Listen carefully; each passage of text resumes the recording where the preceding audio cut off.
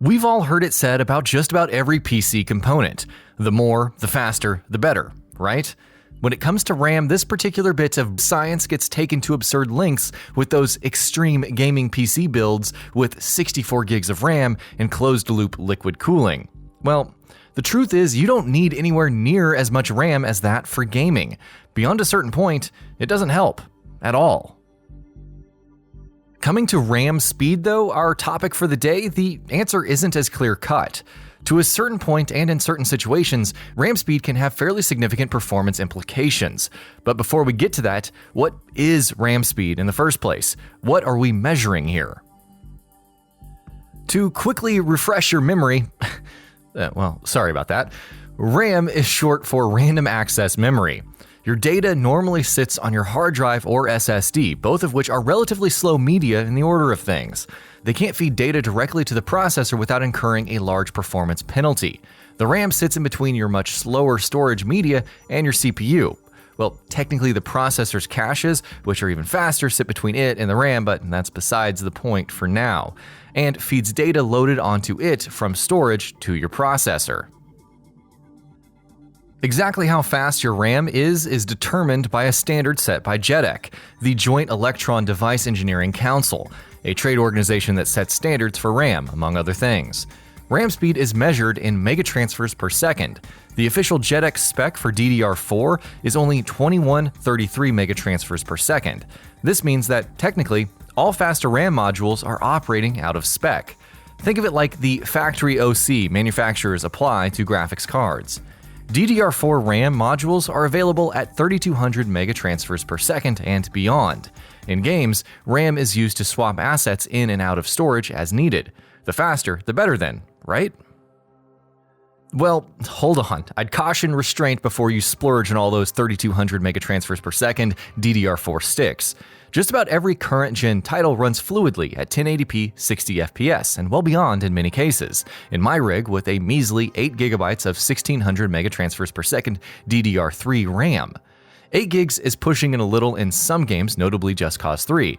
But so long as other parts in your system are up to snuff, RAM speed isn't going to make or break your gaming performance. But we wouldn't be writing a feature about RAM speed if it made no difference at all, and as it turns out, there are several scenarios where faster RAM can help out a lot. So let's go ahead and take a look at some of these. Games that are sensitive to RAM speed. You like Fallout 4, right? If you can't stand Fallout 76's soul-sucking MMO nonsense, well, Bethesda's 2015 opus is still a fine, radioactive hell to retread a third time. Sadly, Fallout 4 remains a game plagued by performance weirdness. That buttery smooth 60 FPS update could tank just by turning in a particular direction. Those min frame rate drops were harsh, especially in urban areas, and swapping out a GTX 970 for a 1070 didn't make as much of a difference as I'd expected. While faster RAM will net you a few FPS increase in most games, a handful of titles like 2015's edition of Fallout have performance that scales with RAM speed. These also tend to be titles that are CPU intensive, which, come to think of it, makes sense as the job of RAM is to feed data to your processor. We'll look at the implications of that in the next section, but suffice to say, while faster RAM will net you 2 to 3 extra FPS in most games, there are a handful of titles out there that can really benefit, which can matter if those are the titles. If you have a Ryzen processor. This goes back to what we said about the purpose of RAM, essentially to feed the CPU with data. Thanks to AMD getting its head back in the game, the CPU space is very different today than it was just a couple of years ago, with Ryzen parts offering similar, if not equivalent, processing performance to the latest Intel counterparts. This doesn't mean that CPU-side bottlenecking doesn't take place, though in most cases we're talking about differences that appear with frame rates well above 60 FPS.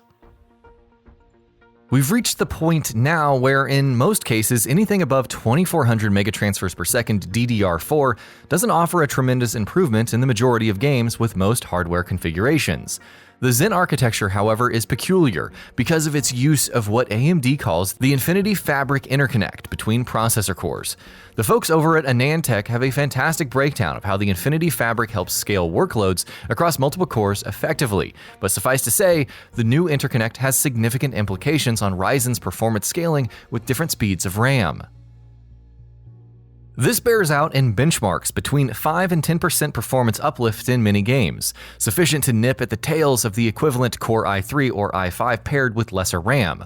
While, of course, faster RAM can benefit all builds, it can help make the best use of Ryzen parts, especially if you're looking at high frame rate gaming above 60 FPS. If you're gaming on integrated graphics. So, which company has the largest market share in the GPU space? Well, that's something of a trick question, and you'd be forgiven if you didn't answer Intel. Although next year marks Intel's foray into the discrete graphics card sector, integrated Intel GPUs power somewhere around 3/4 of all PCs in use, while older generations of Intel graphics, especially the GMA series you may have encountered in any number of school computer labs circa 2008, were laughably inadequate. Recent generation IGPs, particularly the Iris line, have proven surprisingly capable. Over in the red zone, AMD's APU Gambit has centered on pairing poor CPUs with relatively competent GPUs. In the recent past, this has meant bringing an appropriately trimmed-down iteration of their flagship Vega GPU architecture to the integrated graphics space. Both solutions are capable of making a good fist of many modern games, provided that they're paired with fast RAM. So why is RAM speed so important all of a sudden? Well, the answer's in the name: integrated graphics. Discrete graphics cards have their own separate fast video memory, VRAM, providing them with an excess of memory bandwidth. Integrated parts, on the other hand, have to make do with sharing system RAM with the CPU. DDR3 and even the fastest DDR4 is much slower than a typical discrete GPU's pool of GDDR5. Having to share this with the CPU makes things even worse. But because integrated graphics solutions are so bandwidth starved, they tend to also see the greatest performance uplift when paired with faster RAM. If you're on integrated graphics, getting hold of the fastest RAM will net you the best results. Though, in all honesty, you could just get yourself a much better discrete GPU for just a bit more than that fast RAM. Shared memory pools on console. The 8th gen consoles and their mid-cycle refreshes all have unified architecture where memory is shared between the GPU and the CPU, as with integrated solutions in the PC space. The difference here is that the 8th gen consoles, with the exception of the Xbox One and S, make use of GDDR5 memory, which is an order of magnitude faster than the DDR3 and DDR4 found in desktops. Performance at higher resolutions tend to scale with memory bandwidth. This is the main reason behind the infamous resolution gate controversy that erupted at the beginning of the 8th gen. The PS4 had a significantly faster pool of GDDR5 RAM compared to the GDDR3 used in the Xbox One, which, together with a more capable GPU, allowed it to run many launch-era multi-plats at 1080p, where the One had to make do with 900p or even 720p. The Xbox One X and the PS4 Pro, both geared towards running games at 4K, also have significantly augmented memory bandwidths thanks to the use of faster VRAM. To conclude, RAM speed doesn't have a tremendous impact on most gaming scenarios. However, there are specific use cases, particularly with integrated graphics, where RAM speed scales well with performance. If you're building a new rig, our advice would be to just pick up 16 gigs of DDR4 at 2400 MHz and just call it a day. And that about does it for this video. If you enjoyed what you watched and want to see more from GamingBolt, you can always hit that subscribe button and turn on the bell icon next to it. That way you will never miss any of our videos.